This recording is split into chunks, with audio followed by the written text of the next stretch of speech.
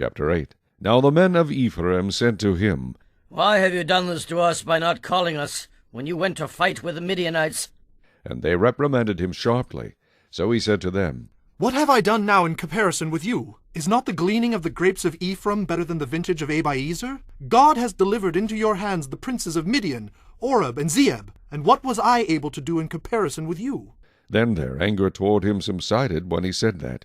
When Gideon came to the Jordan, he and the 300 men who were with him crossed over, exhausted, but still in pursuit. Then he said to the men of Succoth, Please give loaves of bread to the people who follow me, for they are exhausted, and I am pursuing Zebah and Zalmunna, kings of Midian. And the leaders of Succoth said, Are the hands of Zebah and Zalmunna now in your hand, that we should give bread to your army? So Gideon said, For this cause, when the Lord has delivered Zebah and Zalmunna into my hand, then I will tear your flesh with the thorns of the wilderness and with briars. Then he went up from there to Penuel, and spoke to them in the same way. And the men of Penuel answered him as the men of Succoth had answered. So he also spoke to the men of Penuel, saying, When I come back in peace, I will tear down this tower. Now Zebah and Zalmunna were at Karkor, and their armies with them, about 15,000, all who were left of all the army of the people of the east. For 120,000 men who drew the sword had fallen.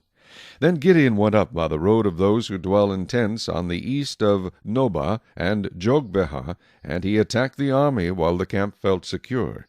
When Zebah and Zalmunna fled, he pursued them, and he took the 2 kings of Midian, Zebah and Zalmunna, and routed the whole army. Then Gideon the son of Joash returned from battle, from the ascent of Heres. And he caught a young man of the men of Succoth, and interrogated him, and he wrote down for him the leaders of Succoth and its elders, 77 men. Then he came to the men of Succoth, and said, Here are Zebah and Zalmunna, about whom you ridiculed me, saying, Are the hands of Zebah and Zalmunna now in your hand, that we should give bread to your weary men? And he took the elders of the city, and thorns of the wilderness, and briars, and with them he taught the men of Succoth. Then he tore down the tower of Penuel, and killed the men of the city. And he said to Zebah and Zalmunna, What kind of men were they whom you killed at Tabor? So they answered, As you are, so were they. Each one resembled the son of a king. Then he said, They were my brothers, the sons of my mother. As the Lord lives, if you had let them live, I would not kill you. And he said to Jether, his firstborn, Rise! Kill them! But the youth would not draw his sword, for he was afraid, because he was still a youth. So Zebah and Zalmunna said, Rise yourself, and kill us, for as a man is, so is his strength. So Gideon arose and killed Zebah and Zalmunna, and took the crescent ornaments that were on their camels' necks.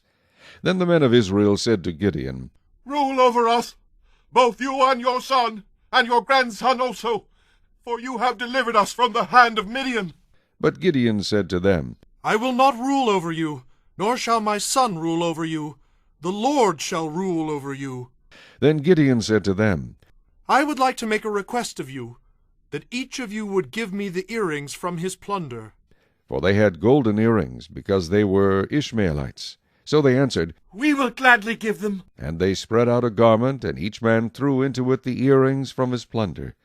Now the weight of the gold earrings that he requested was 1,700 shekels of gold, besides the crescent ornaments, pendants, and purple robes which were on the kings of Midian, and besides the chains that were around their camels' necks. Then Gideon made it into an ephod, and set it up in his city, Ophrah.